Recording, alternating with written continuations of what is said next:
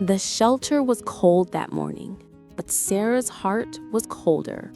She had walked in with one goal: find a small puppy, foster it for 2 weeks, and move on with her life. She didn't want complications, she didn't want attachments.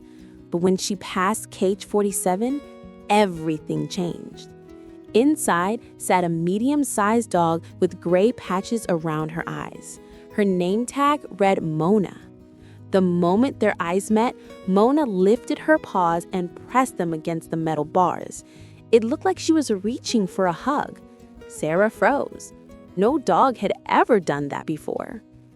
"She's been here 8 months," the shelter worker said quietly.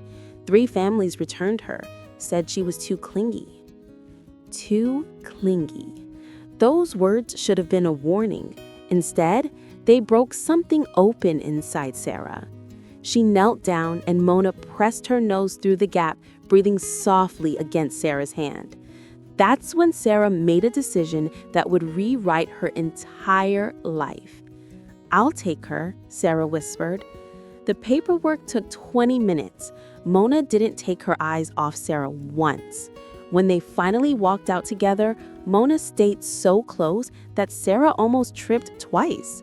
She thought it was nervousness. She didn't realize it was love in its purest form. By the way, if you're still watching and haven't subscribed yet, that actually makes me a little sad. This story gets even more beautiful, and I don't want you to miss what happens next. Hit that subscribe button so we can share more moments like this together. The first night was chaos. Mona refused to sleep in the dog bed Sarah had bought. Instead, she sat beside Sarah's bed, staring at her with those deep, worried eyes. Every time Sarah closed her eyes, she felt Mona's paw gently tap her arm, as if checking she was still there. Okay, Sarah finally said at 2 a.m. "Come up." Mona climbed onto the bed slowly, cautiously, like she couldn't believe it was real. Then she curled into the smallest ball possible and pressed herself against Sarah's side. The warmth was instant. For the first time in months, Sarah slept through the night. But the real magic started showing up in unexpected ways. Sarah worked from home as a graphic designer. Deadlines were brutal and stress was constant. One particularly hard afternoon, Sarah broke down crying at her desk. She had failed to land a client she'd worked on for weeks. The rejection email felt like a knife. Before Sarah could even wipe her tears, Mona was there. She didn't bark, she didn't whine, she simply stood on her back legs, placed her front paws on Sarah's lap, and looked directly into her eyes.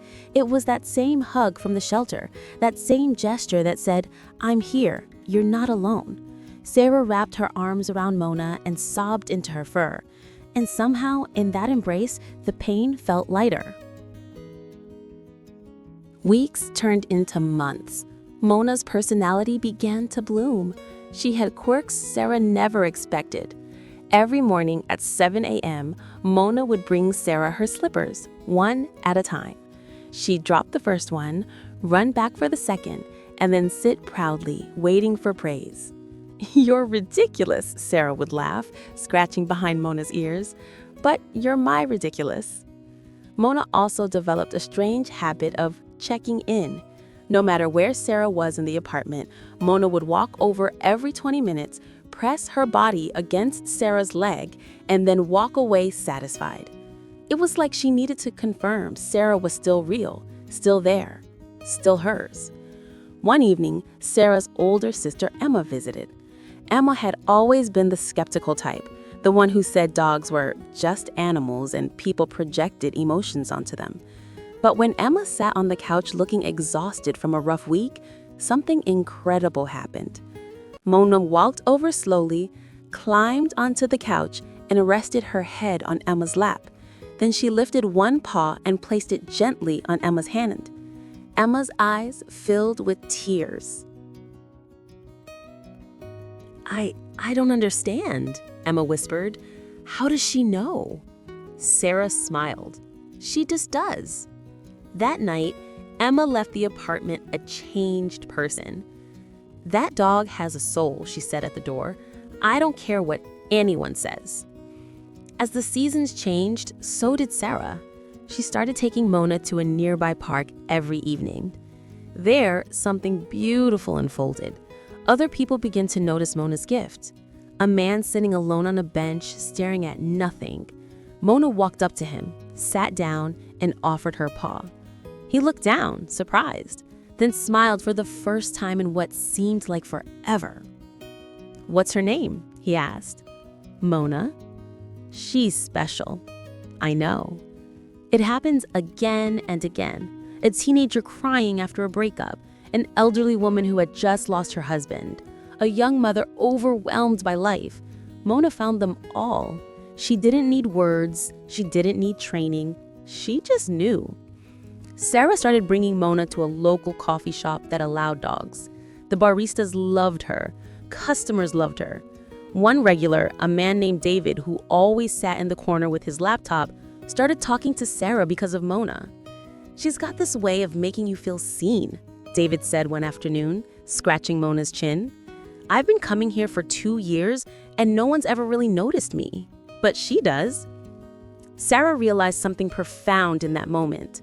Mona had been returned 3 times because she was too clingy. But the truth was, the world needed more clingy. The world needed more beings who refused to let people feel invisible.